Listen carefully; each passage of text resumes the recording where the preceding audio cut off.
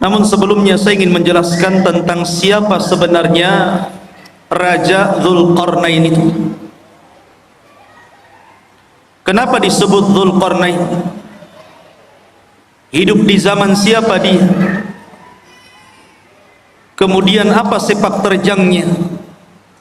Dan apa hubung kait beliau dengan Ya'juj dan juga Ma'juj? Bismillahirrahmanirrahim. Assalamualaikum warahmatullahi wabarakatuh.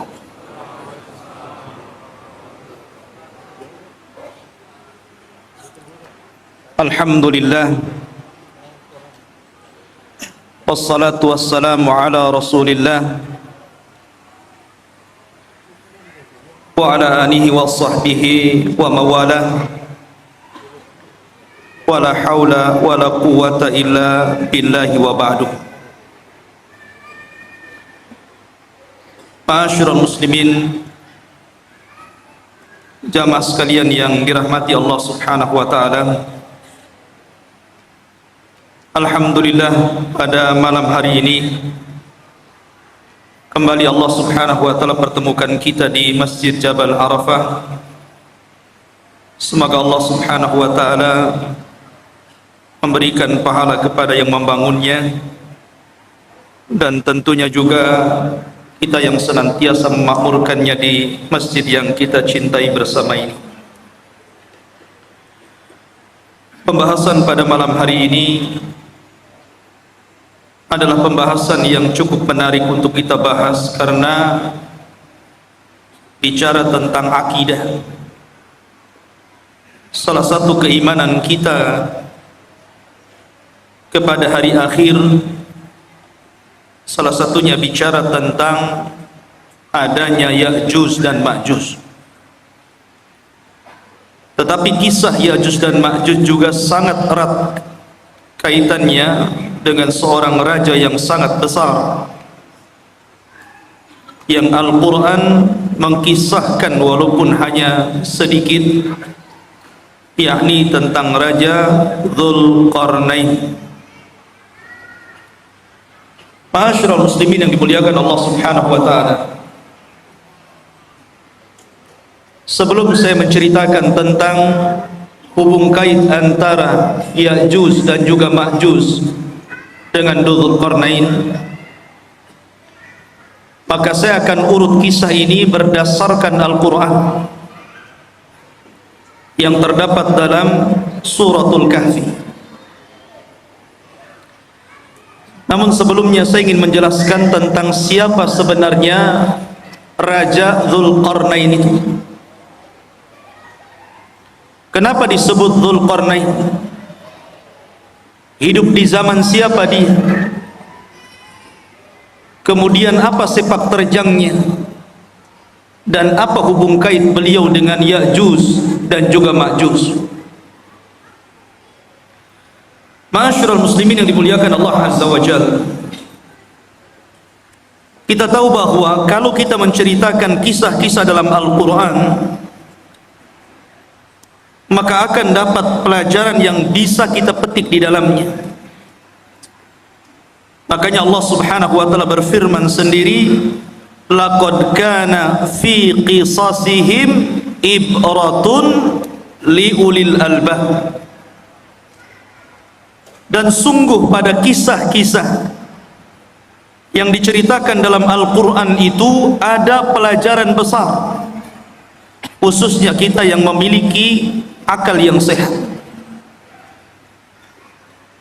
Bahkan salah satu faidah kenapa Allah Subhanahu wa taala banyak mengkisahkan kisah-kisah dalam Al-Quran, berdasarkan firman Allah Azza wa Jalla, wa kullan naqussu 'alaika min amba'ir rusul ma nuthabbitu bihi fuadah. Dan begitulah kami kisahkan kepadamu ya Muhammad tentang habar-habar para utusan, tidak lain dan bukan hanya untuk menetapkan dan memberikan ketenangan kepada hatimu. Karena dengan kisah-kisah dalam Al-Quranul Karim banyak pelajaran yang diambil oleh Rasul sepanjang perjalanan dakwahnya, dan itu juga berlaku kepada kita umatnya.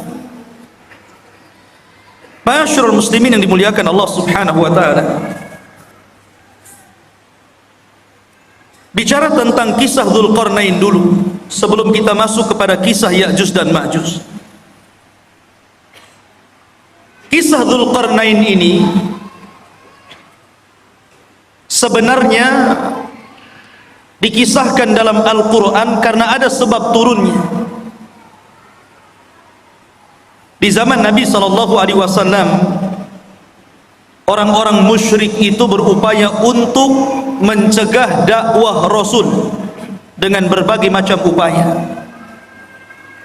Salah satunya dengan cara mencari orang yang cerdas, orang yang berilmu untuk meruntuhkan dakwah.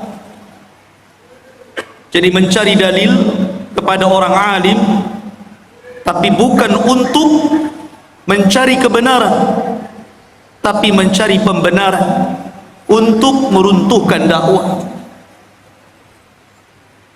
Jadi orang-orang musyrik itu orang-orang bodoh, karena tidak diturunkan kepada mereka kitab-kitab dari langit.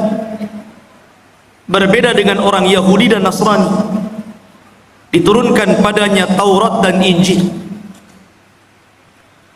Sehingga orang-orang musyrik ini, pembesar-pembesar mereka datang ke Madinah,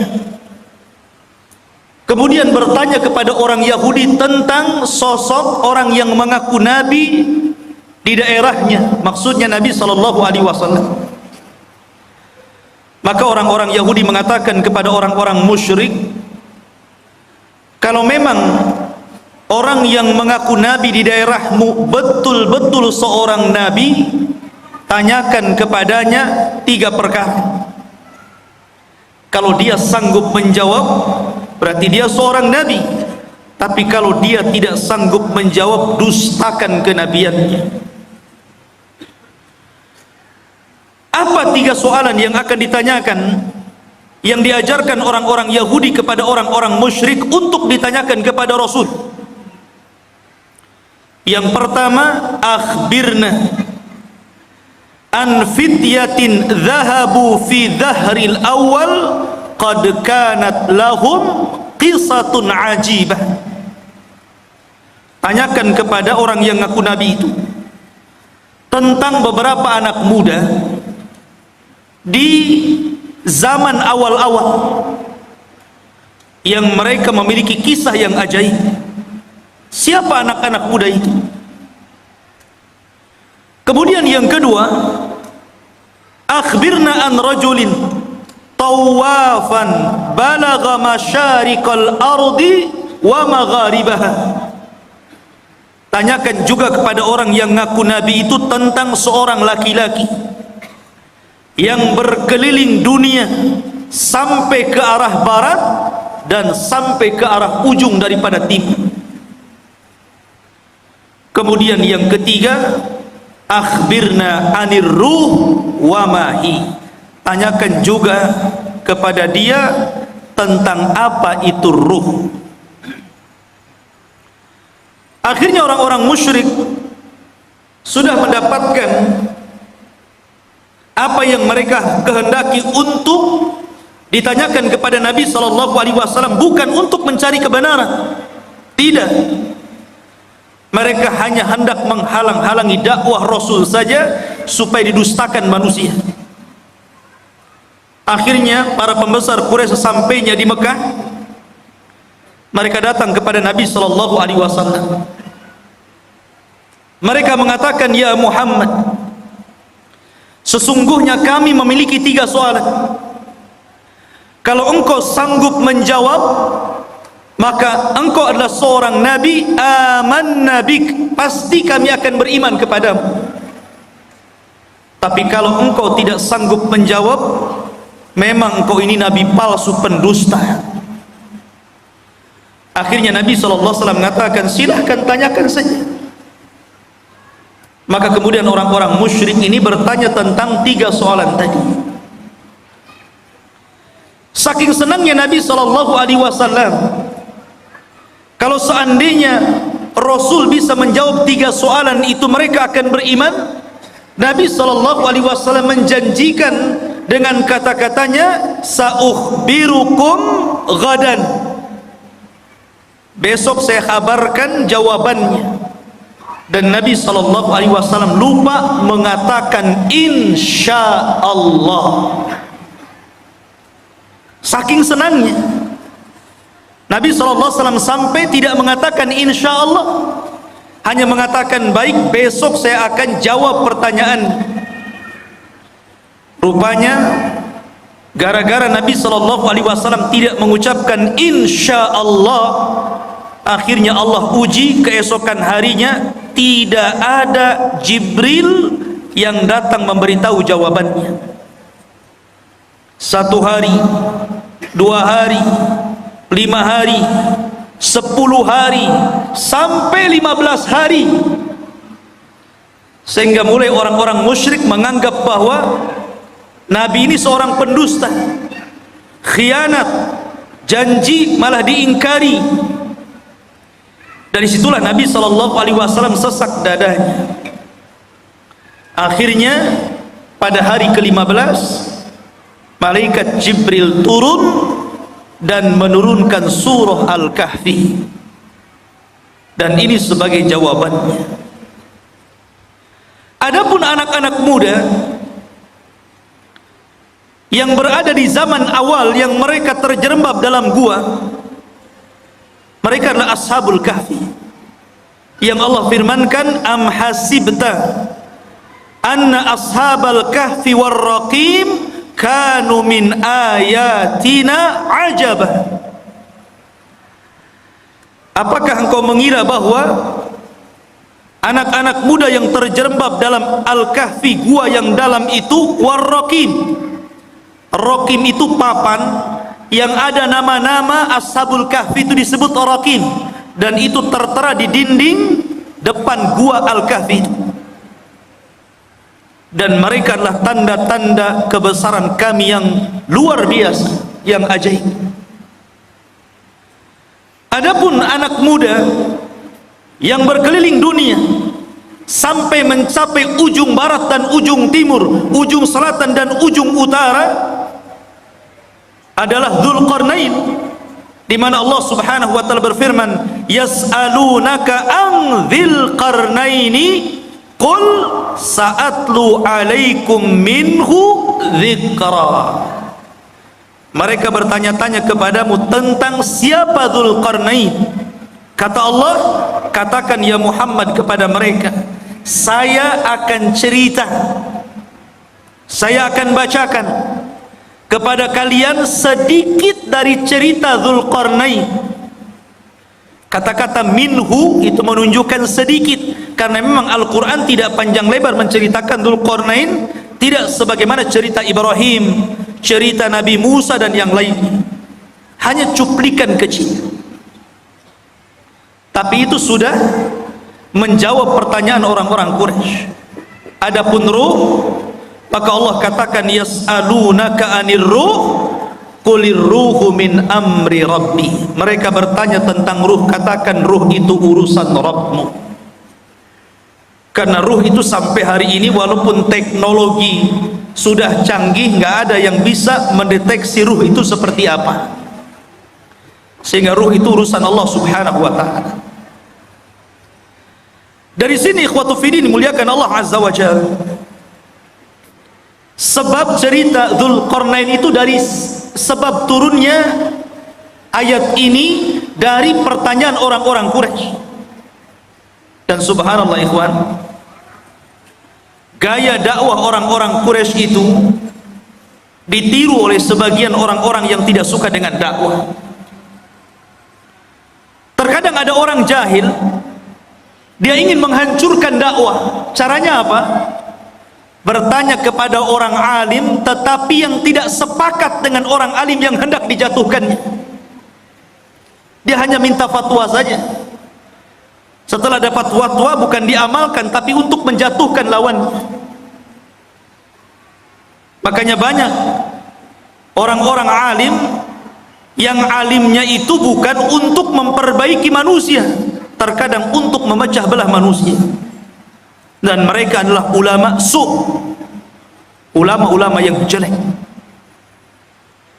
Ma'asyiral muslimin yang dimuliakan Allah Azza wa Jalla, cerita tentang Dzulqarnain ini menjadi khilaf para ulama. Apakah dia seorang raja? Apakah dia malaikat? Apakah dia seorang wali? Karena memang kisah Dzulqarnain ini kisah yang unik sekali.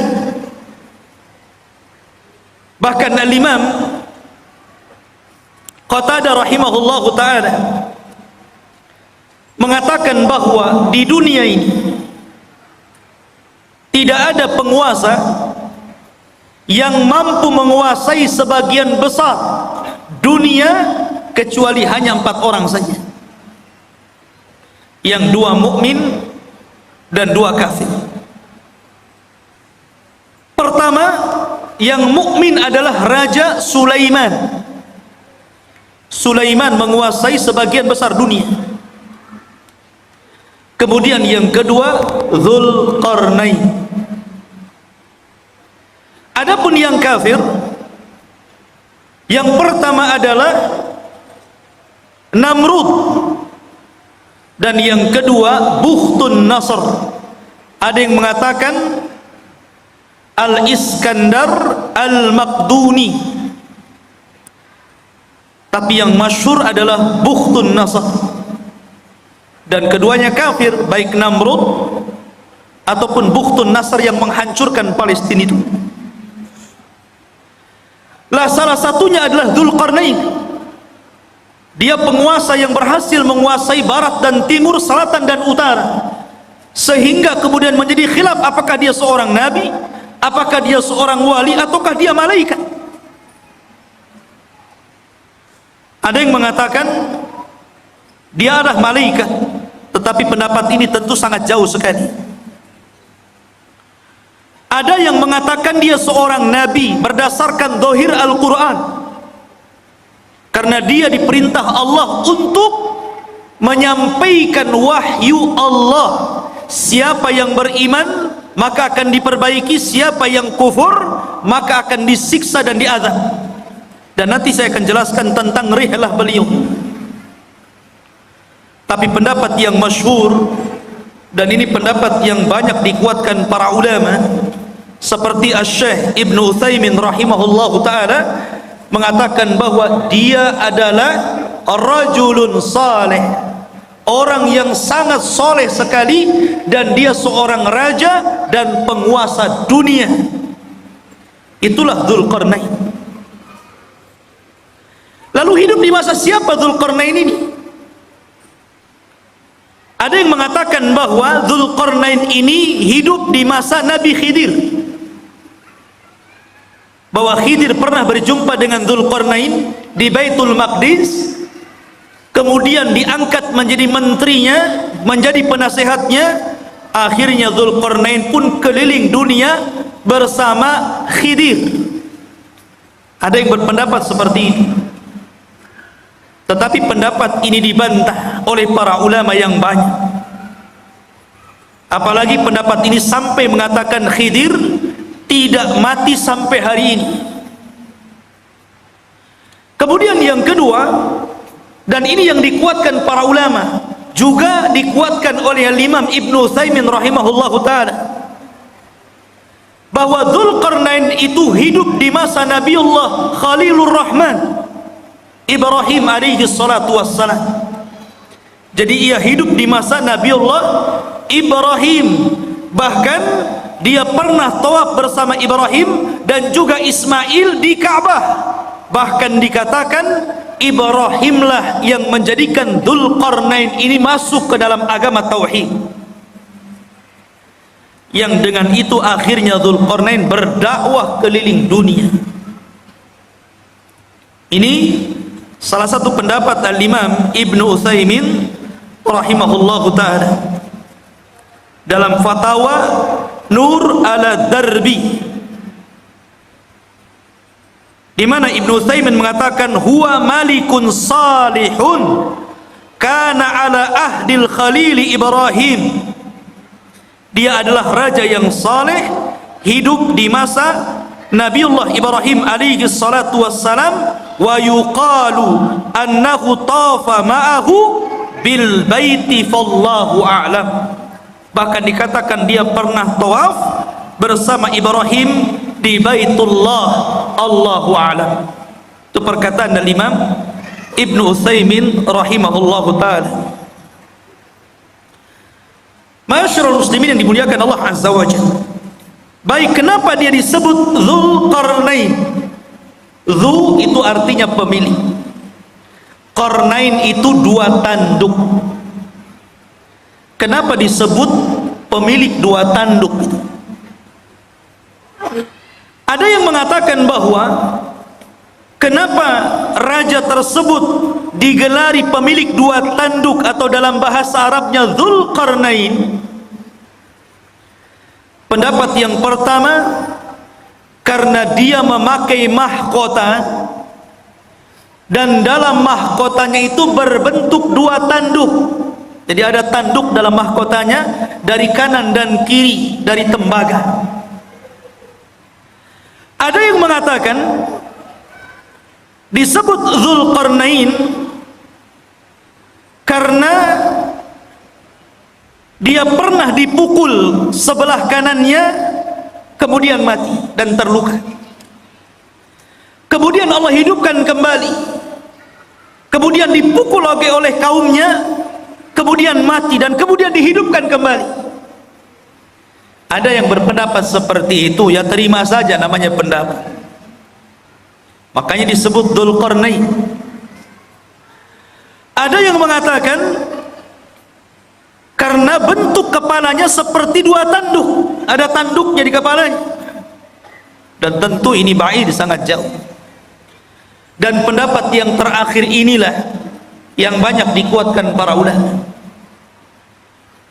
Disebut Dzulqarnain karena dia ketika berdakwah mengajak manusia ke dalam tauhid, maka dia berjalan ke arah barat sampai ujung terbenamnya, dan ke arah timur sampai tempat terbitnya. Dan tempat terbit serta tempat terbenamnya itu disebut qarnai syaitan, dua tanduk setan. Makanya Nabi SAW melarang jangan sholat ketika terbit matahari dan ketika terbenam matahari, karena ketika itu muncul dua tanduk syaitan. Maka ketika Dzulqarnain berdakwah sampai ujung barat, sampai terbenam matahari, bahkan sampai ujung timur, sampai terbitnya matahari, berarti dia melakukan kedua perjalanan, kedua tanduk syaitan, sehingga akhirnya dia digelari sebagai raja pemilik dua tanduk ataupun Dzulqarnain. Ini yang paling akrab mungkinnya, yang paling dekat berdasarkan nas Al-Quran, bagaimana perjalanan beliau ke ujung barat dan timur itu. Masyarul muslimin yang dimuliakan Allah Azza wa Jalla, perjalanan Dzulqarnain ini adalah perjalanan yang luar biasa.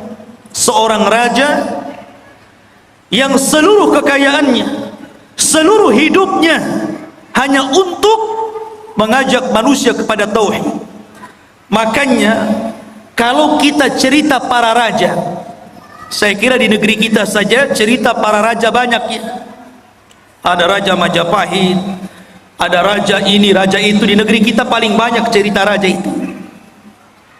Kata Syekhul Islam Ibnu Taimiyah rahimahullahu taala, sesungguhnya apabila kita cerita tentang Raja Dzulqarnain, sesungguhnya tidak ada kisah yang lebih indah, yang lebih baik melebihi kisahnya Raja Dzulqarnain, karena banyak ibrah dan pelajaran.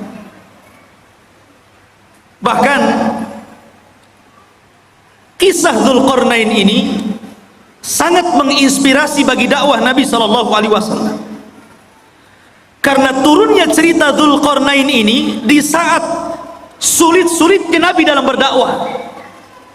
Jadi ketika Nabi SAW mengalami keperitan dakwah, kesulitan dakwah, tiba-tiba Allah Subhanahu wa ta'ala turunkan ayat dan menceritakan tentang kisah Dzulqarnain, seolah-olah turunnya ayat ini memberikan solusi kepada Nabi SAW dalam dakwahnya.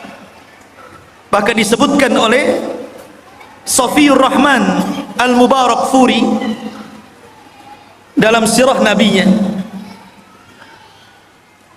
ada pelajaran besar. Kenapa kisah Dzulqarnain ini diturunkan kepada Nabi SAW di saat kesulitan Rasul dalam berdakwah? Apa hikmahnya? Beliau mengatakan, seolah-olah Allah Subhanahu wa ta'ala menjanjikan kepada Rasul bahwa kelak kekuasaan Rasul SAW akan sama dengan kekuasaan Dzulqarnain. Ketika Dzulqarnain berkuasa sampai ujung barat dan timur, maka kelak juga apa yang dibawa Nabi SAW pun akan sampai kepada ujung barat dan timur. Makanya Nabi SAW mengatakan, innallaha zawaliyal ardu fara'aitu masyariqaha wa magharibaha. Sesungguhnya Allah lipatkan bumi, kata Nabi SAW kepadaku, sehingga aku melihat ujung barat dan ujung timur. Padahal Rasul tidak pernah seperti Dzulqarnain ke ujung barat dan timur, kan? Rasul tidak pernah ke Indonesia saja, nggak pernah ya. Tapi Nabi SAW diperlihatkan ujung barat dan timur, seolah-olah kekuasaan Nabi SAW akan sampai ke ujung barat dan ujung timur. Dan itu menjadi sebuah kenyataan. Islam hari ini berada di mana-mana, di daratan Eropa, Afrika, Asia, semua ada Islam. Ma'asyiral muslimin yang dimuliakan Allah Azza wa Jalla, itulah hikmahnya tentang kisah ini diturunkan kepada Nabi sallallahu alaihi wa ala alihi wasallam. Adapun tentang nasab beliau, nasabnya Dzulqarnain. Siapa Dzulqarnain ini? Siapa namanya? Keturunan siapa dia? Ada yang mengatakan bahwa Dzulqarnain ini satu di antara raja-raja Yaman. Artinya dia bukan raja di luar daripada Arab, tapi Dzulqarnain itu raja Arab karena berasal dari Yaman. Karena rata-rata raja Yaman itu kalau menggelari rajanya selalu diawali dengan kalimat Dzu, seperti Dzu Nuwas yang pernah menguasai Himyar Yaman ya. Maka raja-raja yang diawali dengan kalimat Dzu berarti menunjukkan raja itu adalah raja Yaman, dan dia keturunan dari kabilah Qahtan, dan kabilah Qahtan itu keturunan daripada Nabiullah Daud alaihi salatu wassalam.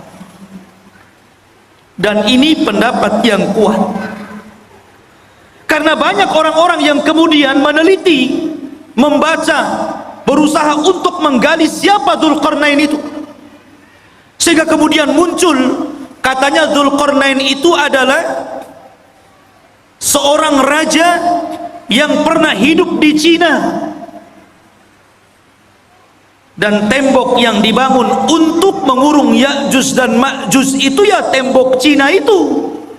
Ada yang berpendapat seperti itu, sehingga kemudian orang-orang mengatakan Ya'juj dan Ma'juj itu orang Cina karena temboknya di sana ya. Satu. Ada yang mengatakan bahwa Dzulqarnain itu satu raja yang pernah menguasai Persia, dan ada juga yang mengatakan bahwa Dzulqarnain adalah Iskandariyah Al-Maqduni Al-Yunani, murid daripada Aristoteles, seorang pencetus filsafat Yunan. Dan ini ada ulama yang mengatakan seperti ini, dan ini banyak sekali yang mengatakan bahwa Dzulqarnain itu adalah Iskandariyah Al-Maqduni Al-Yunan yang pernah menguasai Cina, menguasai India, kemudian juga pernah menguasai Persia dan Romawi. Jadi kekuasaannya besar Iskandariyah Yunan ini, Al-Maqduni ini. Tapi pendapat ini dibantah para ulama. Salah satunya adalah Al-Hafidh Ibnu Hajar rahimahullahu ta'ala membantah. Kenapa? Karena jarak antara munculnya Raja Dzulqarnain dengan Iskandariyah Al-Maqduni Al-Yunan ini jauh sekali. Iskandariyah ini datang setelahnya 2000 tahun, karena dia hidup di zaman yang dekat dengan Isa bin Maryam,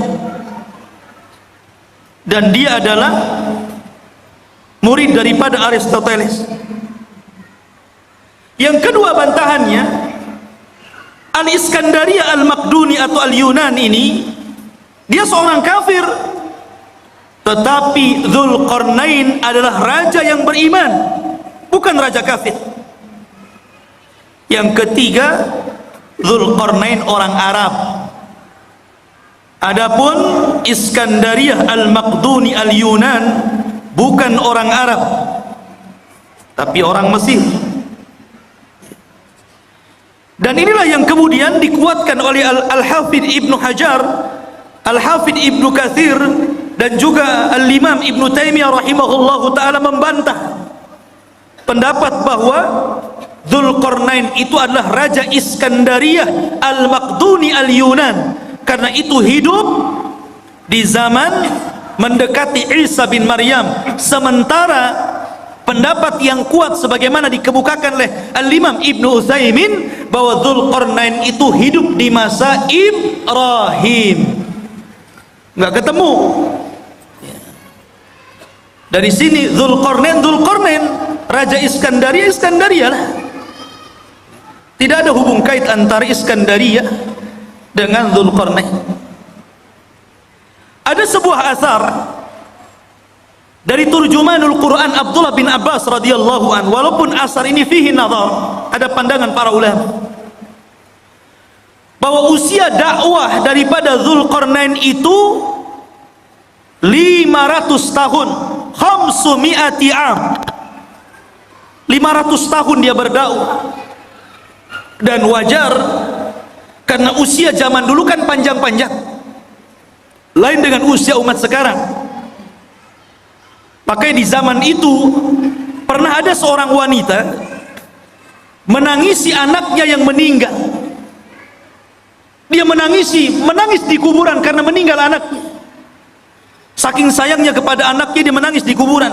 Akhirnya dikatakan kepada ibu tersebut, "Kenapa Anda menangis wahai ibu?" Maka ibu itu mengatakan, "Ya, aku baru saja kemalangan, anakku meninggal dunia. Baru saja anakku meninggal dunia dan aku sedih karena peninggalannya." Akhirnya kemudian ditanyakan, "Berapa usia anakmu yang meninggal itu?" Maka ibu tersebut mengatakan, "Sittina sana, 60 tahun." 60 tahun masih bayi di zaman dulu.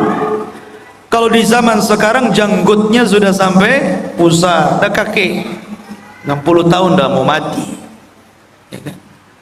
Akhirnya orang ini mengatakan, "Jangan sedih wahai ibu, karena kelak akan datang sebuah umat yang usianya itu baina sittuna was sab'in, baina sittina was sab'in, antara 60 sampai 70 tahun saja, dan itu usia kita umat Islam."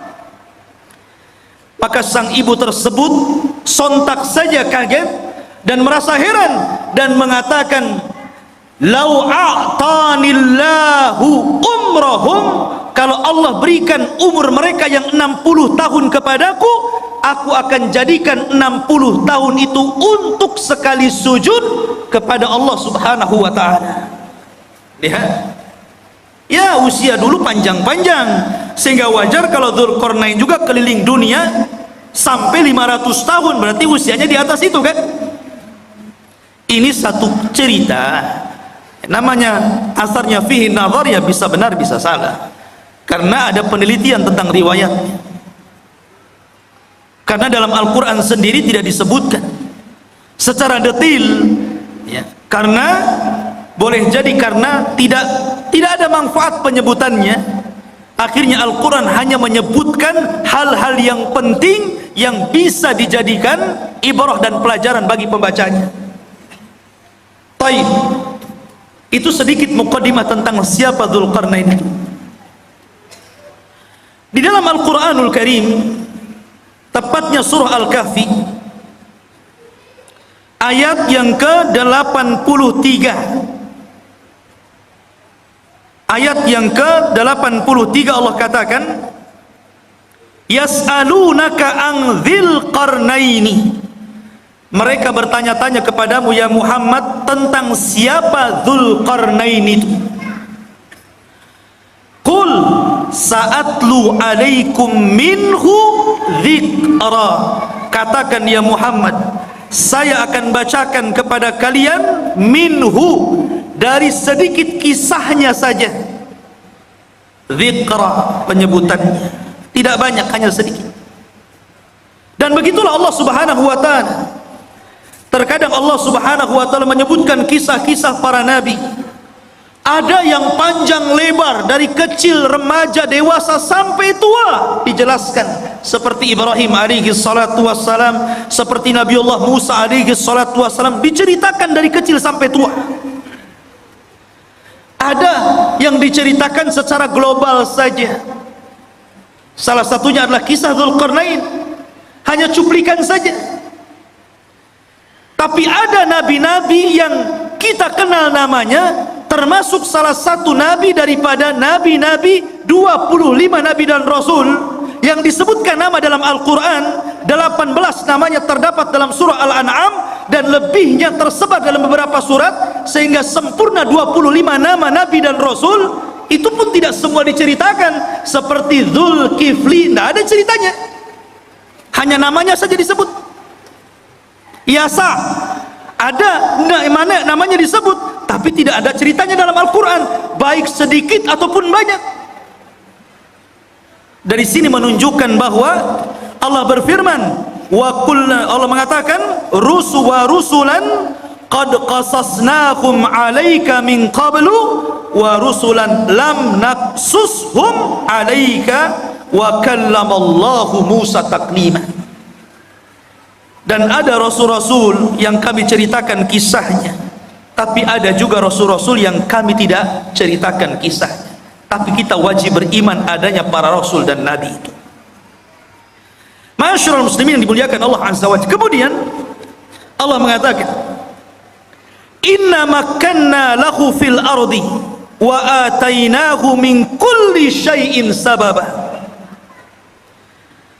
Inna, sesungguhnya, makanna, sesungguhnya kami, makanna lahu, sesungguhnya kami telah memberikan kekuasaan lahu, kepada siapa? Dzulqarnain. Makan itu artinya kekuatan, kekuasaan, kehebatan untuk menjadi raja. Apa sebabnya? Sebabnya wa atainahu min kulli syai'in sababa, dan kami telah memberikan kepada Dzulqarnain ini jalan untuk mencapai segala sesuatu yang dikehendakinya. Jadi kalau Sulaiman ingin membangun sesuatu, dia sudah punya para arsiteknya. Kalau dia ingin menyerbu sebuah kaum, sudah siap para tentara-tentaranya.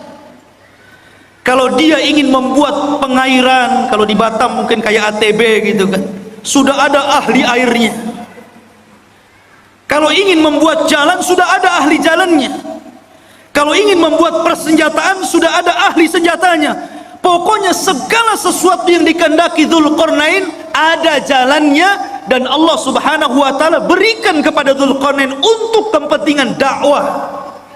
Nih yang menjadikan Allah makkanna lahu fil ardh, kami berikan kekuasaan yang besar di permukaan bumi kepada Dzulqarnain itu. Dan ini sebuah pelajaran bahwa kalau seorang penguasa ingin berkuasa dengan kuat dan tidak bisa ditumbangkan, maka dia harus mengikuti firman Allah Azza wa Jal, wa atainahu min kulli syai'in sababa. Dia harus punya orang-orang pakar-pakar, harus dekat dengan dia, pakar ekonomi, pakar politik gitu kan, pakar hubungan antara dalam negeri dan luar negeri, dan pakar-pakar yang lainnya. Kalau dia memiliki pakar-pakar itu dan sesuai dengan bidangnya, maka dia akan kokoh menjadi penguasa. Tapi kalau dia kemudian mencomot menteri asal saja, yang penting bapak senang umpamanya ya, atau mengambil orang-orang dekat yang penting mendukung dia, nah itu tidak akan inna makkanna lahu fil ardh. Jadi betul-betul harus orang-orang ahlinya seperti Dzulqarnain, baru penguasa itu akan kuat kekuasaan. Kemudian Allah mengatakan fa'atba'a sababa, maka mulailah Dzulqarnain mengikuti satu jalan. Ingat, perjalanan Dzulqarnain dalam berdakwah ini banyak sekali, tapi Al-Quran hanya menceritakan 3 perjalanan dakwahnya saja, karena ini yang paling vital, yang paling penting, dan banyak pelajaran yang kita bisa petik khususnya bagi anda para penguasa. Karena ini seorang raja. Kalau anda ingin menjadi penguasa negara, hendaklah pelajari kisah Dzulqarnain, karena ini contoh bagi para raja. Sebagaimana pernyataan Imam Syekhul Islam Ibnu Taimiyah rahimahullahu taala, tidak ada kisah yang terbaik para raja melebihi kisahnya Dzulqarnain. Perhatikan perjalanan pertama. Allah mengatakan, hatta idza balagha maghribasy syamsi wajadaha taghrubu fi ainin hamiyatin wa wajada indaha qauman qulna ya Dzulqarnain imma an tu'adzibah wa imma an tattakhidha fihim husna fa amma qala amma man zalam fa sawfa nu'adzibuhu thumma yuraddu ila rabbih fayu'adzibuhu adzaban nuqra. Perhatikan ini perjalanan pertama Raja Dzulqarnain, hingga apabila dia telah sampai ke tempat terbenam matahari. Ketika dia sampai ke mana? Ainin. Ain itu maksudnya lautan. Hamiyatin maksudnya yang bentuknya seperti lumpur hitam. Jadi beliau mengarah ke arah barat karena terbenam matahari di situ. Terbenam matahari di mana? Di barat. Pertama kali perjalanan Dzulqarnain ke mana? Ke arah barat. Dia berjalan ke arah barat. Dan di sini Allah mengatakan ainin hamiyah, maksudnya lautan yang menghitam seperti lumpur hitam. Karena begini ikhwan, matahari itu awalnya putih, kemudian semakin mengarah ke barat menjadi kuning, kemudian semakin tenggelam menjadi merah, kemudian ketika tenggelam menjadi hitam karena muncul malam. Itulah disebut ainin hamiyah. Dan disitulah ujung daripada barat, karena sudah tidak ada jalan lain, sudah ujungnya, selebihnya nggak ada tanah lagi, lautan semuanya. Lah Dzulqarnain sampai di ujung barat. Disitulah Dzulqarnain, ikhwan, ini Dzulqarnain itu berjalan ke sana kemari hanya untuk memperbaiki. Dan ini percontohan penguasa, percontohan presiden, percontohan seorang raja. Walaupun Dzulqarnain itu sudah kaya raya, kaya harta, kaya jabatan, kaya pasukan, buat apa lagi? Sudahlah, duduk-duduk saja, kan begitu ya.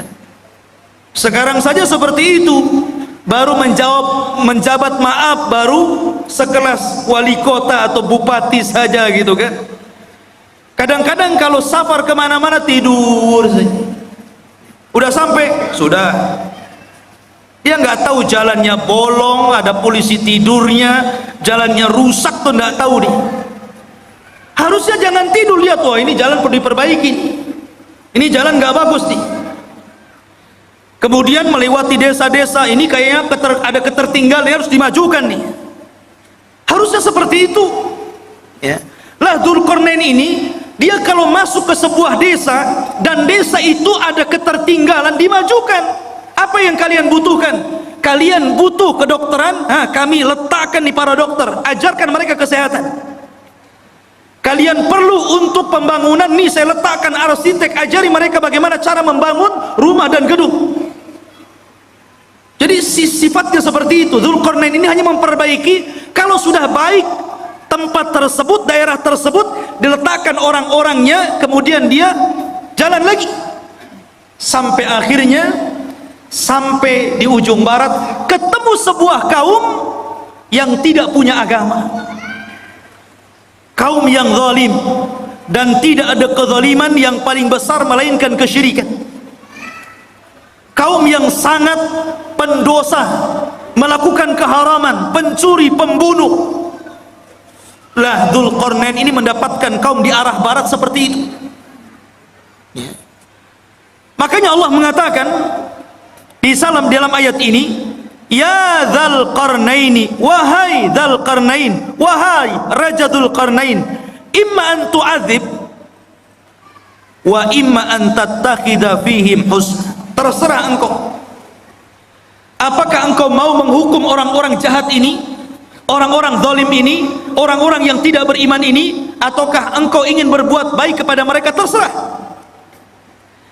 Maka Dzulqarnain mengatakan, amma man zalam, adapun orang yang zalim, adapun orang yang menyekutukan Allah, yang suka membunuh, yang suka mencuri, yang suka melakukan keharaman, fasawfa nu'adzibuhu, kami akan azab dia, kami akan hukum dia, thumma yuraddu ila rabbih, setelah itu kami serahkan kepada Rabbnya, fayu'adzibuhu adzaban nuqra, kelak Rabbnya akan mengadab, boleh jadi lebih dahsyat dibandingkan azabku kepada mereka.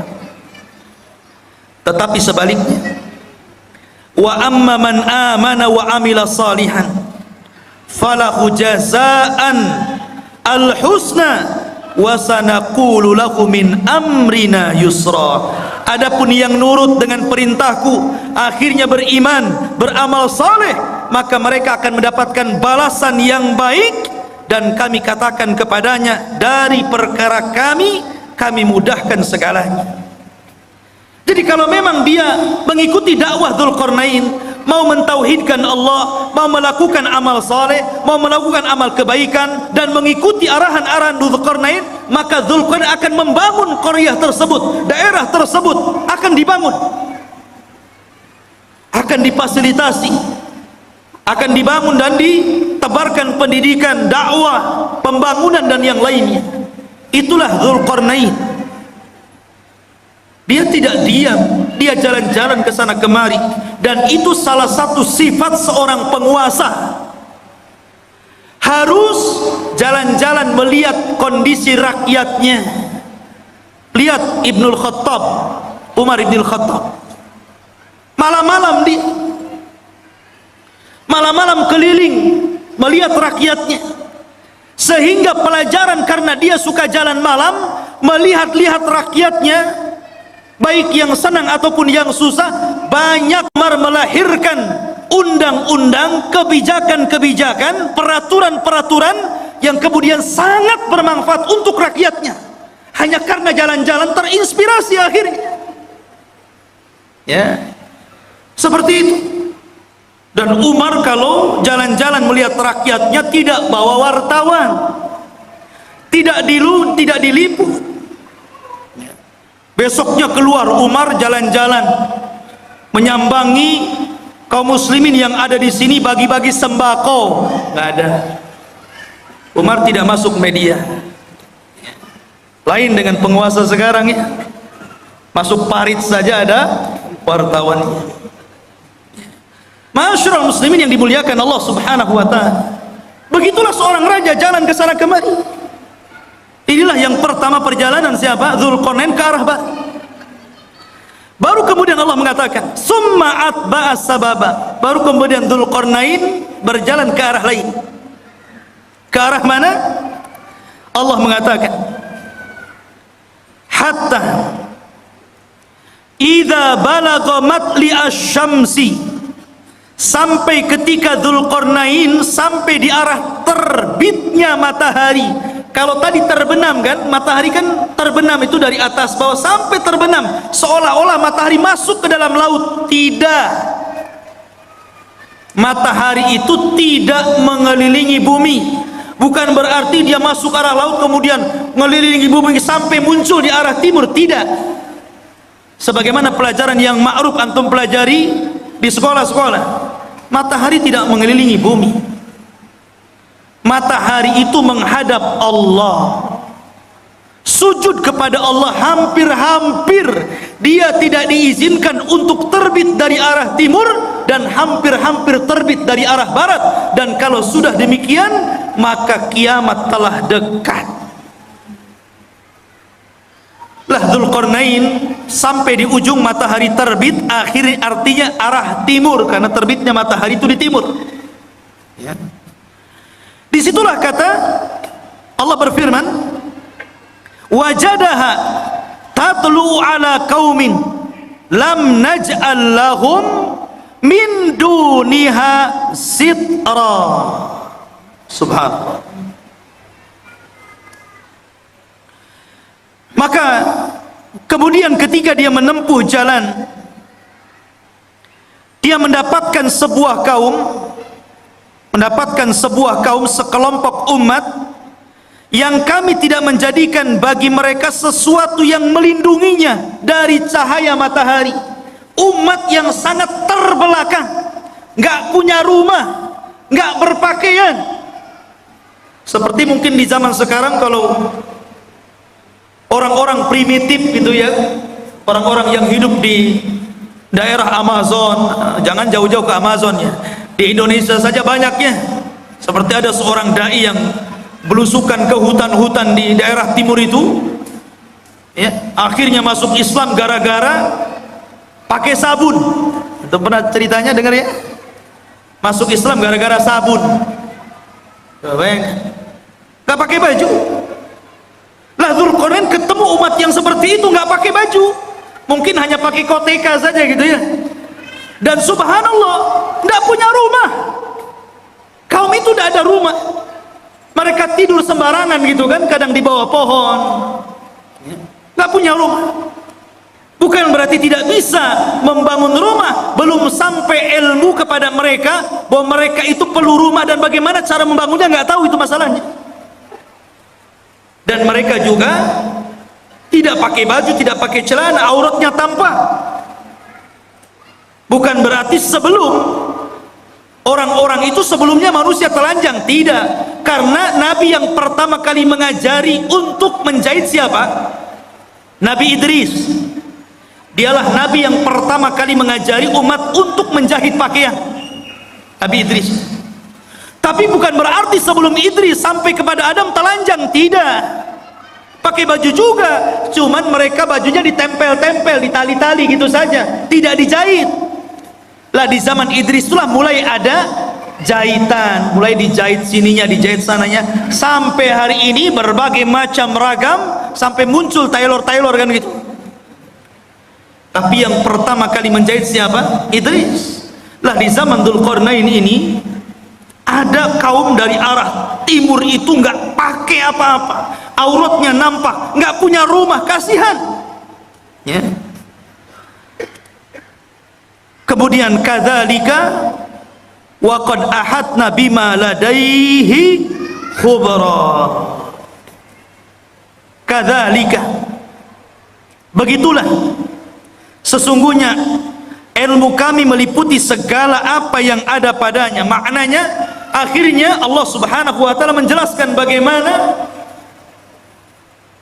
Dzulqarnain diberikan kemampuan oleh Allah untuk memperbaiki umat itu. Pelan-pelan Dzulqarnain mengajarkan bagaimana cara membuat rumah, kemudian bagaimana cara berpakaian, kemudian diajak untuk beriman kepada Allah. Akhirnya mereka pun beriman kepada Allah lewat dakwah Dzulqarnain. Dari sini menunjukkan bahwa kekuasaan itu dicapai untuk dakwah. Jangan antum memilih penguasa kalau tidak ada kepentingan kepada agama. Itu catatannya. Kalau antum hendak memilih penguasa, cari penguasa yang condong ke dalam Islam, yang mau memperjuangkan Islam, yang mau mengangkat harkat derajat para ulama dan orang-orang yang cinta para ulama. Siapa penguasa yang dekat dengan Islam, memperjuangkan Islam, kita pilih. Begitu. Itu barometernya. Kita tidak mengatakan si A ataupun si B, satu ataupun dua, tidak. Pokoknya siapa di antara penguasa itu, oh yang satu ini kalau jadi Islam remek nih, Islam akan diganti nih. Kalau yang ini minimalnya Islam akan baik, Islam tidak akan diganggu, Islam akan jaya.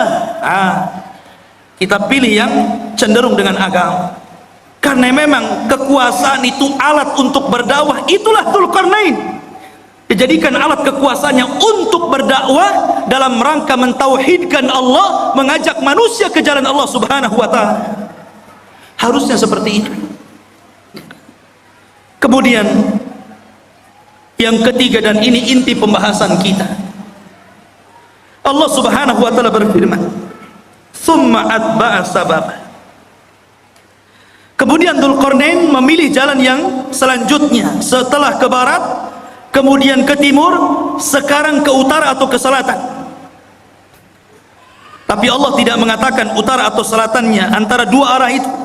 Cuman Allah mengatakan hatta idza balagha baina saddaini wajada min dunihima qauman la yakaduna yafqahuna qaula. Hingga apabila Dzulqarnain sampai di antara dua buah gunung yang sangat tinggi dan besar, dia mendapati di hadapannya sebuah kaum yang hampir-hampir kaum itu tidak paham apa yang diucapkannya, nggak ngerti bahasanya itu, aneh bahasanya. Mungkin bahasa kita ini bahasa planet, ngomong apa nih, saya nggak paham. Kita aja di Indonesia, kadang-kadang dialognya orang Jawa dengan orang Medan itu beda kan? Beda. Kadang-kadang orang Medan nggak paham bahasa Jawa, orang Jawa nggak paham bahasa Medan. Sampai saya dengar iklan di radio itu kan aneh-aneh. Beli es pak, kata orang Jawa, sampun telas, katanya. Iya segelas, katanya. Bilang sampun telas, dibilang satu gelas. Boten enten, ya pakai santen, gitu. Oh Medan, oh kok tahu kamu saya orang Medan, gitu. Ya, kadang-kadang nggak nyambung tuh. Ya. Itu dialog Jawa dengan Medan nggak nyambung tuh. Sampai dijelaskan oleh Imam Ibnu Katsir dalam Bidayah wan Nihayah, sampai Dzulqarnain itu untuk memahami bahasa orang itu memerlukan 10 penerjemah. Dari satu bahasa ke bahasa berikutnya, dari bahasa berikutnya sampai 10 bahasa, 10 penerjemah, baru Dzulqarnain paham. Oh iya maksudnya apa, baru tahu dia. Bahasanya susah dipahami, ya. Rupanya Dzulqarnain paham keinginan. Apa keinginannya? Dikemukakan dalam Al-Quran.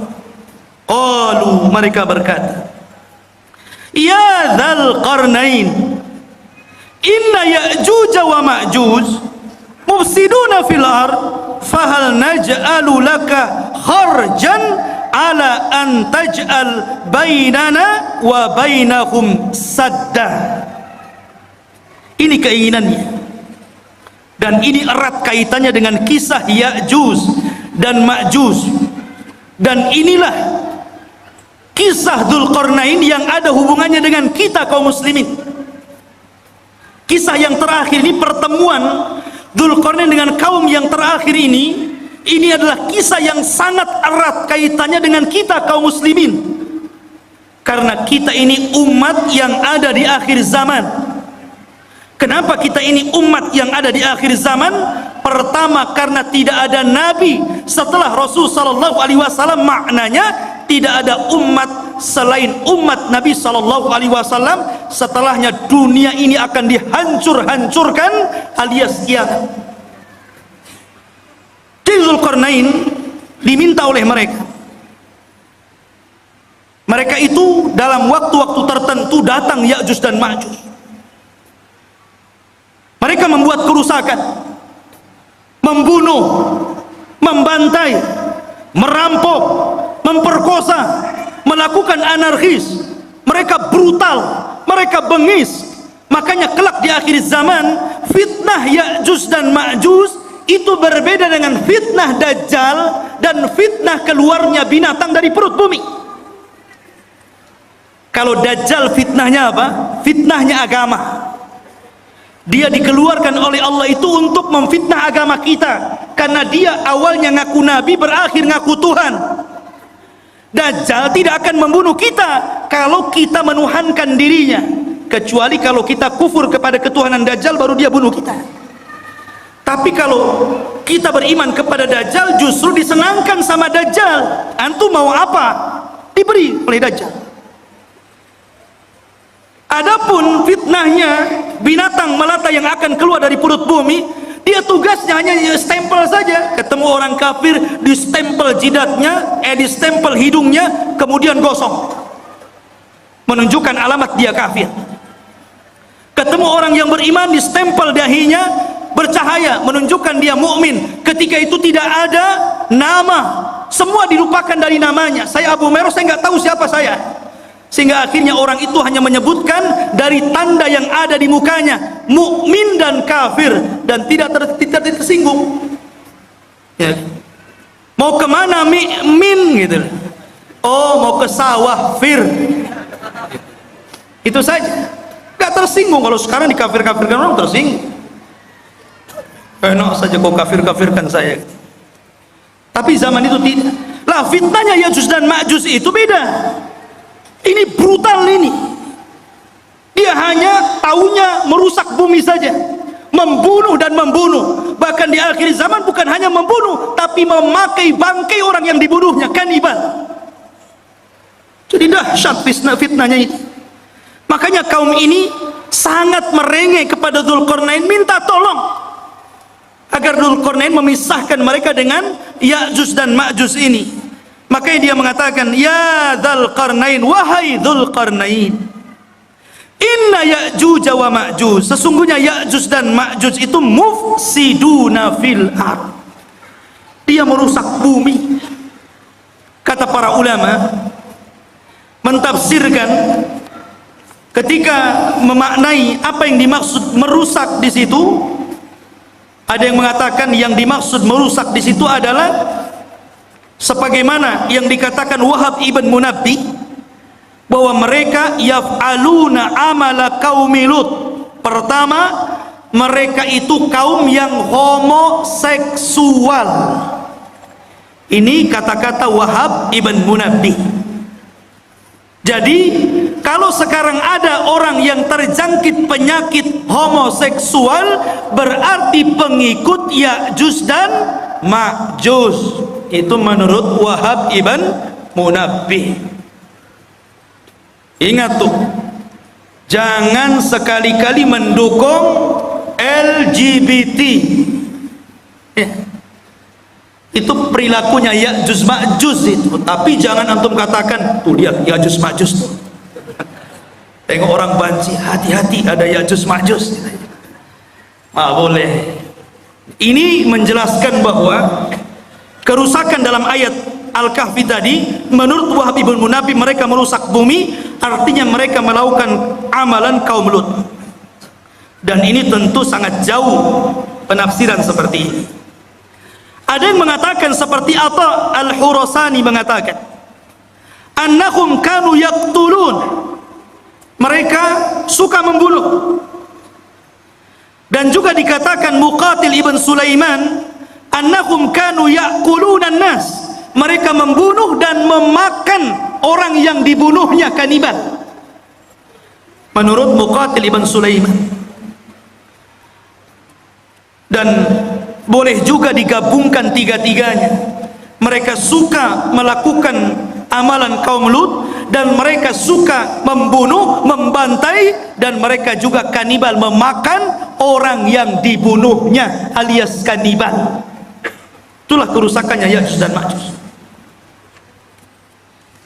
Ada orang makan orang? Di zaman sekarang kan ada juga ya. Di YouTube itu daerah mana itu? Pasar jual beli daging orang. Ngeri juga ya.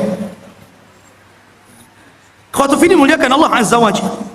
Maka mereka mengatakan, fahal naj'alu laka kharjan, bagaimana kalau kami sediakan upah untukmu wahai Dzulqarnain, ala an taj'al bainana wa bainahum saddan, agar kau jauhkan kami dengan mereka, buatkan benteng. Karena mereka datang dari sana, buatkan benteng supaya mereka tidak menyerang kami lagi. Subhanallah. Mereka siap menyediakan upah kepada Dzulqarnain. Buat apa? Dzulqarnain ini sudah kaya, pasukannya banyak, orangnya cerdas, berilmu, dan Allah berikan segala sesuatu keinginannya. Buat apa upah? Makanya Dzulqarnain mengatakan, dengan mengatakan kepada mereka, qala ma makkani fihi rabbi khairun, tidak usah, enggak perlu kalian memberikan upah. Apa yang telah Allah berikan dari kekuasaan dan kekuatan ini sudah cukup untukku. Ini kebaikan, anugerah, nikmat yang luar biasa. Enggak perlu. Nih, seorang raja harus seperti itu. Jangan menyusahkan masyarakatnya, harus memberikan kesenangan kepada masyarakat. Ma'asyiral muslimin yang dimuliakan Allah Azza wa Jalla. Tetapi Dzulqarnain hanya mengatakan, fa'inuni biquwatin aj'al bainakum wa bainahum radma, tetapi tolong bantu aku, sediakan orang-orang kuat di antara kalian untuk kerja bakti bersamaku. Nanti aku akan jadikan antara kalian dengan Ya'juj dan Ma'juj itu dinding pemisah, supaya dia tidak menyerbu kalian lagi. Inilah jiwa besar seorang pemimpin, ya, membangun sebuah bangunan yang luar biasa yang belum pernah dibangun orang-orang sebelum dan setelahnya. Bahkan bangunan itu sendiri tidak tahu siapa yang tahu, nggak ada yang tahu.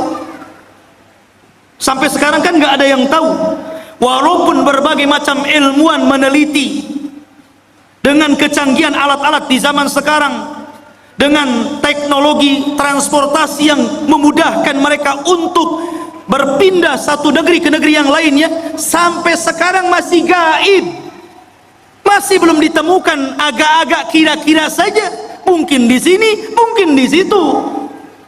Sampai-sampai Imam Ibnu Katsir meriwayatkan sebuah kisah Raja Abbasiyah, di mana Raja Abbasiyah itu mereka mengirimkan pasukan untuk mencari di mana bentengnya yang dibangun Dzulqarnain ketika mengurung Ya'juj dan Ma'juj. Mengirim delegasi itu, dan dikatakan oleh Raja Al-Wathiq ketika itu sebagai penguasanya, sebelum kau ketemu benteng itu jangan pulang.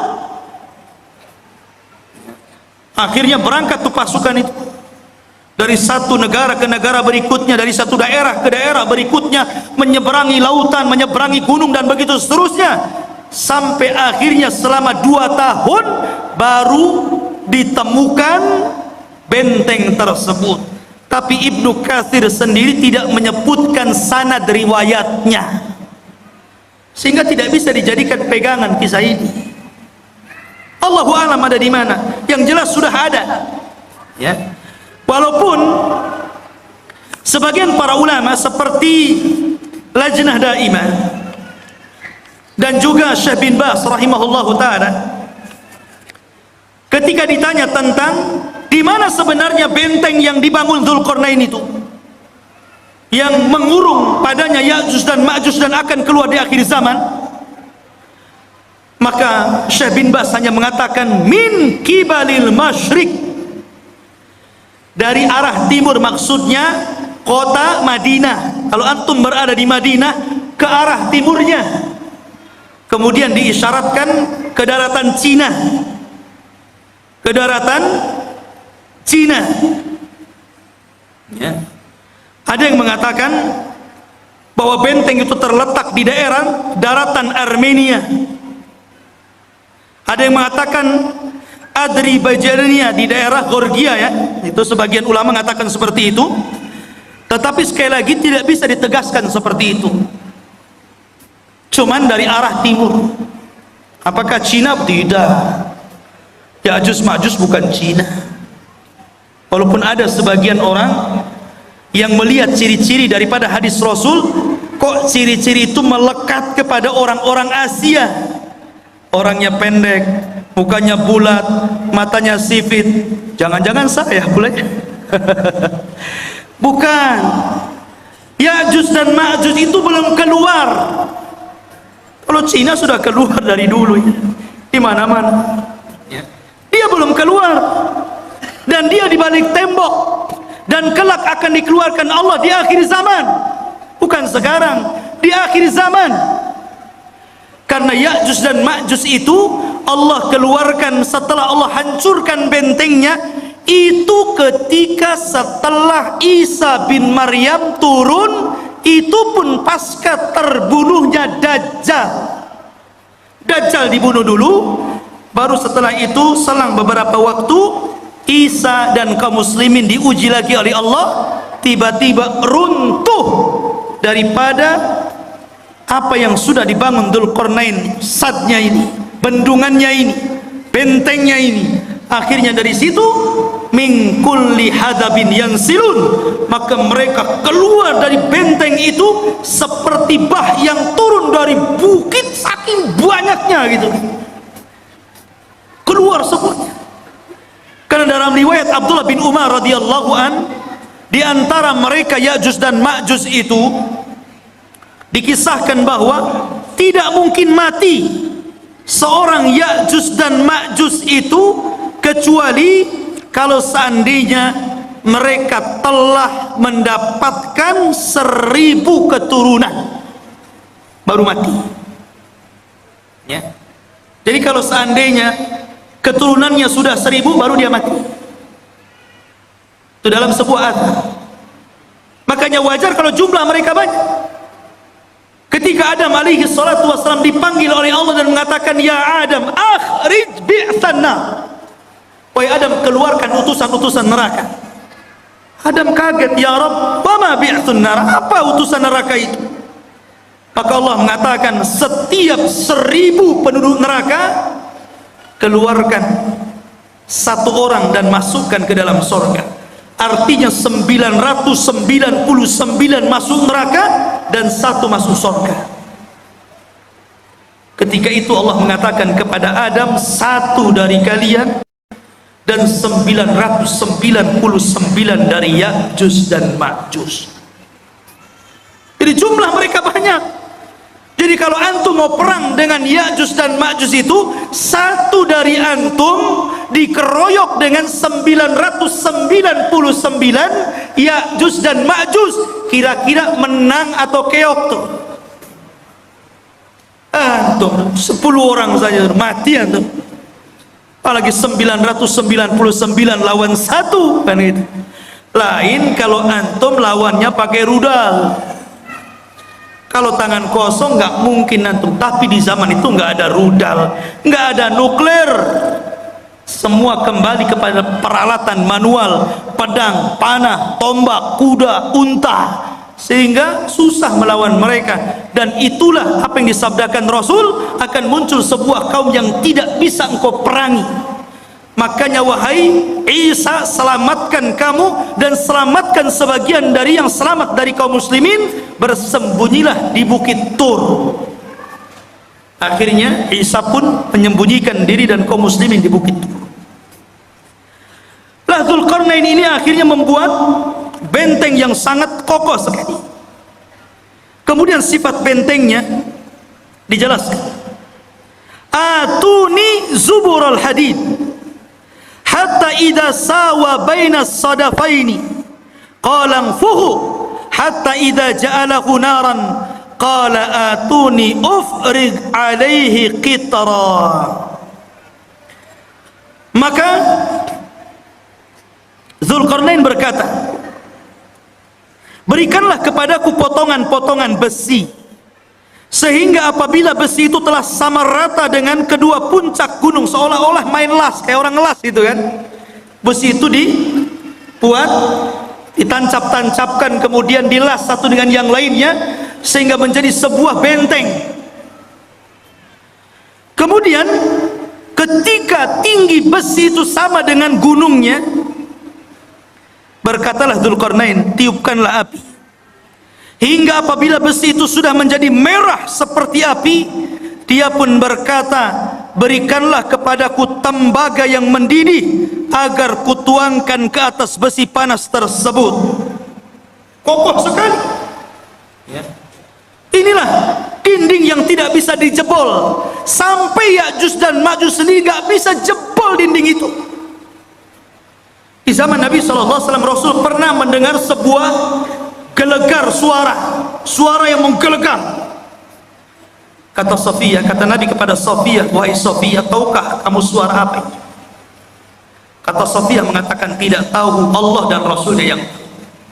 Kata Nabi, itulah suara bentengnya Ya'juj dan Ma'juj, dan dia berhasil melubangi. Kemudian Rasul menyebutkan seperti ini, dia sudah bisa melihat kita dari lubang seperti ini.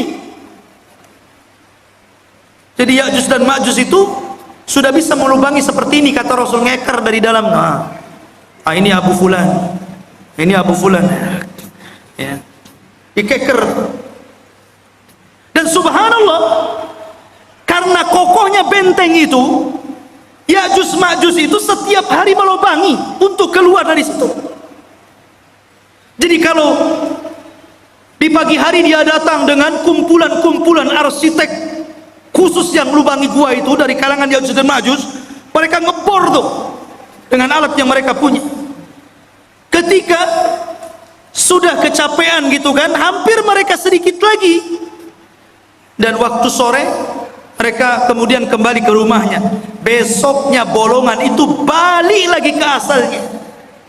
Dan seperti itu hampir mereka putus asa karena tidak bisa melubangi dan tidak bisa keluar dari gerbang.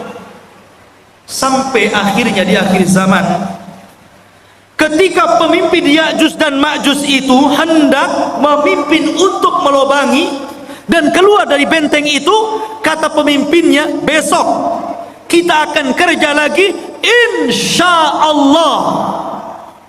Pemimpinnya diilhamkan untuk mengucapkan insya Allah. Subhanallah, ketika pemimpinnya diilhamkan untuk mengucapkan insya Allah, jebol benteng itu. Akhirnya mereka keluar, sehingga ketika mereka turun dari bukit itu dan mengarah ke Palestina, kemudian yang pertama mendarat di sebuah danau Tiberias atau danau Buhairah, diminum itu kelompok yang pertama paling depan. Yang tengah dan yang belakang ketika sampai di danau itu sudah nggak kebagian air, dan mereka mengatakan, kan tadi masih banyak, kenapa sudah habis, katanya. Saking banyaknya. Padahal danau itu bisa menghidupi jutaan jiwa yang ada di sana. Tapi sekali teguk gelombang yang pertama, habis ludas saking banyaknya Ya'juj dan Ma'juj. Lihat bagaimana kuasa Allah Azza wa Jalla. Maka Allah mengatakan, famastata'u an yadharuhu wa mastata'u lahu naqba qala hadha rahmatun min rabbi fa idza jaa wa'du rabbi ja'alahu dakkan wa kana wa'du rabbi haqqan. Maka di sini Allah Subhanahu wa taala mengatakan,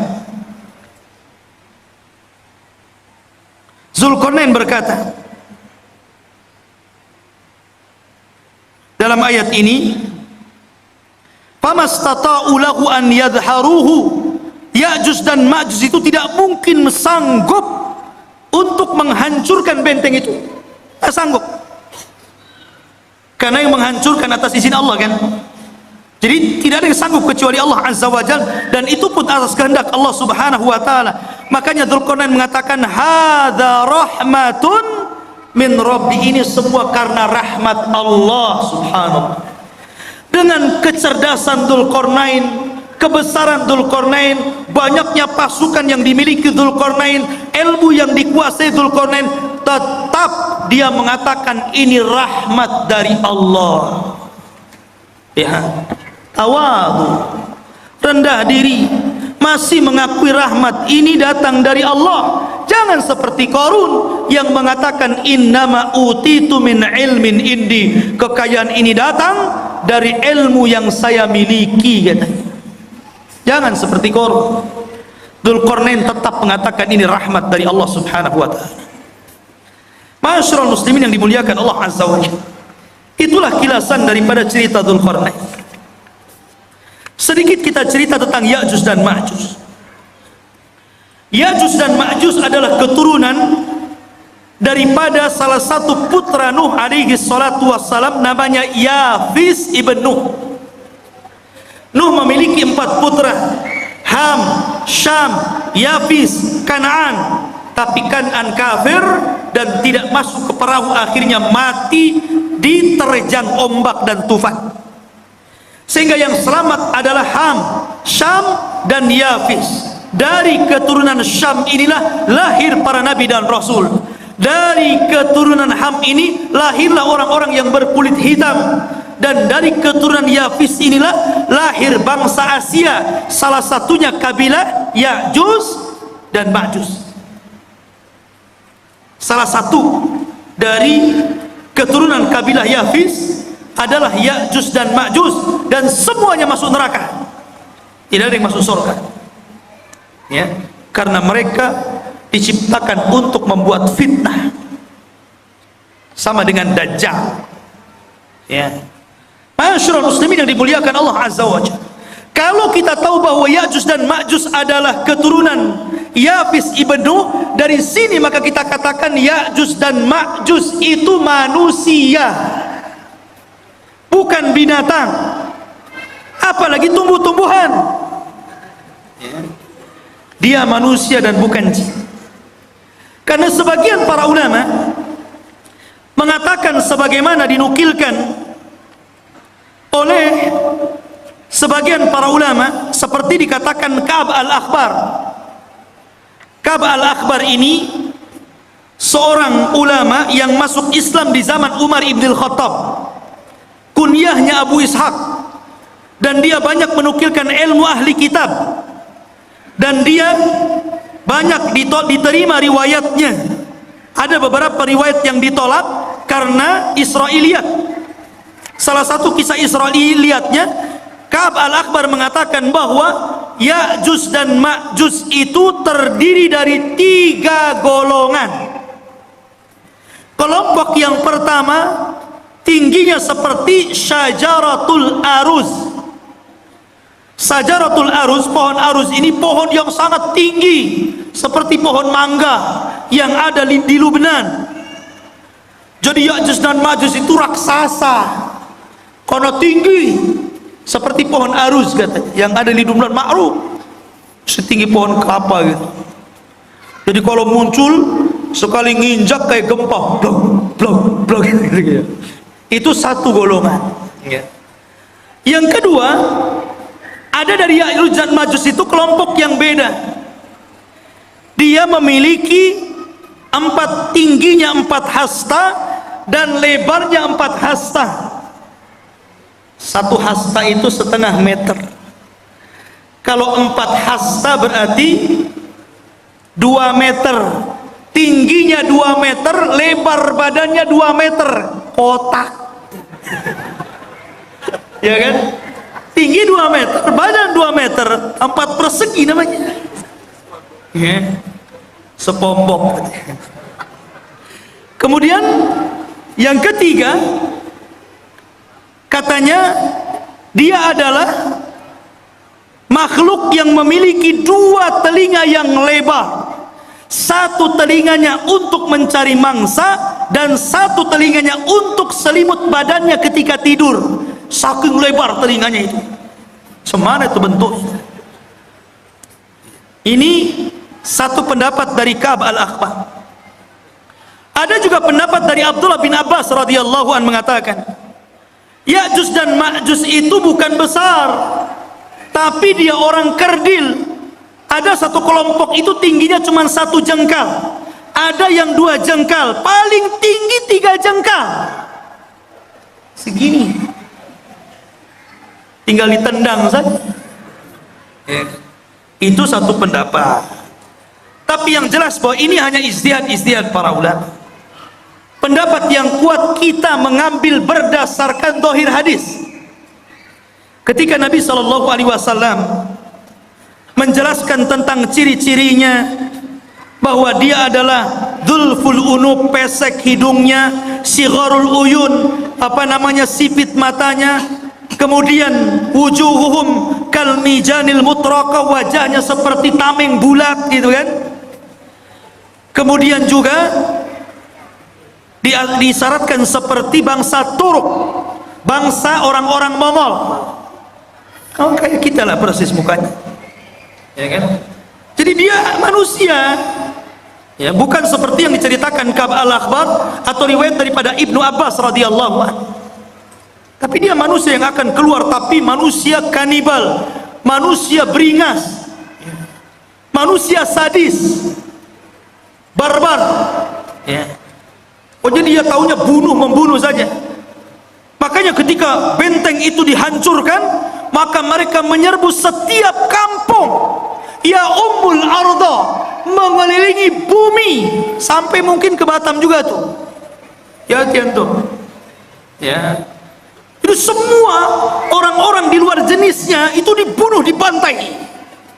Sehingga ketika itulah Allah memerintahkan kepada orang-orang yang beriman dan Nabi Isa alaihi salatu wassalam agar bersembunyi saja, jangan dilawan karena tidak akan menang. Sehingga ketika Ya'juj Ma'juj merasa mereka sudah membantai seluruh umat manusia yang ada di bumi, dan mereka merasa sudah yakin membantai semuanya, mereka pun sombong dan mereka mengatakan, qad qatalna man fil ard sanaqtuluhu man fis sama. Kami sudah membunuh orang yang ada di bumi, sekarang giliran kau yang ada di langit, sekarang ku bunuh kalian, katanya. Akhirnya mereka mengarahkan tombak dan panahnya ke langit. Kemudian dilesatkan tombak dan panahnya itu, subhanallah, merupakan sebuah tanda-tanda kebesaran Allah. Sekarang ikhwan, kalau antum lempar panah ke langit, sampai mana kekuatan antum melempar itu? Walaupun rudal sekalipun, sampai mana coba? Ada batasnya kan? Tapi oleh Allah sengaja disedot panah itu. Jadi panahnya itu terus disedot sengaja sampai ke dalam awan, sampai dah nggak kelihatan lagi. Dari situ Allah kembalikan panah dan tombak, dan sengaja ujung-ujungnya seolah-olah dilumuri darah, seolah-olah orang yang di langit sudah mati. Akhirnya ketika panah dan tombak itu kembali ke bumi, yakin mereka sudah membunuh orang yang di langit dan orang yang di bumi. Lengkaplah kesombongan mereka. Dari situlah, karena kesombongan mereka lah akhirnya Allah subhanahu wa ta'ala menghancurkan mereka. Dengan cara apa? Berperang? Tidak ada sanggup yang memerangi. Tapi Allah kalau menghancurkan sebuah kaum, bagi Allah itu mudah. Ketika Allah menghancurkan orang-orang yang hendak menghancurkan Ka'bah dari Abrahatul Asram dan pasukan gajahnya, cukup mengirim burung laut. Ketika Allah subhanahu wa ta'ala memberikan azab kepada orang-orang yang kufur, yang disebutkan dalam surah Al-Kahfi, pemilik 2 kebun, yang kebun itu kayak sorga.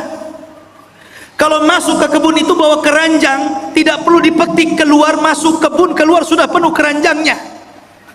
Kayak sorga, kufur mereka. Akhirnya Allah mengadab kaum tersebut dengan cara apa? Mengutus tikus sebesar kucing. Ada tikus sebesar kucing? Ada. Tikus Jakarta. Bukan, antum jangan kotor otaknya. Tikus-tikus got itu kan gede itu ya. Antum tahu tikus got itu? Itu kalau ketemu kucing, kucingnya yang lari. Ya. Jadi dikeluarkan tuh tikus-tikus menggerogoti apa? Sad Ma'rib, bendungan Sungai Ma'rib digerogoti. Akhirnya hancur bendungan itu. Kemudian airnya meluluhlantakkan sebuah negeri yang sangat subur, negeri Sabah itu. Dan tidak ditanami kecuali sedikit. Akhirnya semuanya menjadi rata dan tidak ada yang tersisa tumbuhan kecuali hanya pohon bidara, sidrin, dan beberapa pohon yang tidak ada manfaat. Begitu juga ketika Allah menghancurkan Ya'juj dan Ma'juj. Apa yang Allah kirim? Allah tidak kirim buaya, baik buaya laut atau buaya darat. Allah tidak kirim harimau, Allah tidak kirim gajah, tapi Allah kirim ulat, naghaw, dud. Itu yang dikirim. Ketika Ya'juj dan Ma'juj tertidur di malam hari, rupanya Allah kirim ulat kemudian masuk ke dalam tengkuknya. Ketika ulat itu masuk ke dalam tengkuknya dan menjadi virus dalam badannya, tiba-tiba satu Ya'juj dan Ma'juj mati dan meninggal dunia seperti antum mematikan gardu listrik, satu mati, mati semuanya. Ya kan? Jadi satu Ya'juj Ma'juj mati, mati semua. Subhanallah. Ya. Tetapi yang kerepotan Nabi Isa, cemana membuang bangkainya setiap satu jengkal ada di permukaan bumi itu. Akhirnya kemudian Isa berdoa agar Allah membersihkan bangkai-bangkainya. Dikirimlah burung seperti burung-burung unta, sebesar burung-burung unta itu, sebesar unta, dikirim. Kemudian diambil jasadnya dan dilempar entah berantah di mana, di laut mana. Dan ketika itu banyak binatang-binatang yang memakan makanan daging bersyukur kepada Allah Azza wa Jalla. Mereka menjadi kenyang dan gemuk karena banyak bangkai Ya'juj dan Ma'juj di mana-mana. Akhirnya setelah dibuang oleh burung-burung tersebut, Allah menurunkan hujan karena barakah doanya Nabi Isa. Dengan hujan itu akhirnya mengguyur langit, bumi yang kotor dengan bangkai, sisa-sisa bangkai darah dan nanahnya, dan dibuang ke lautan. Akhirnya bumi menjadi subur kembali dan Isa pun hidup beberapa tahun setelahnya, dan itulah kehidupan yang paling indah sepanjang kehidupan manusia. Ini diantara cerita The King Zulkarnain Fas Ya'juj dan Ma'juj. Mudah-mudahan ada manfaatnya. Subhanakallahumma wa bihamdika asyhadu an la ilaha illa anta astaghfiruka wa atubu ilaik. Allahu ta'ala. Assalamualaikum warahmatullahi wabarakatuh.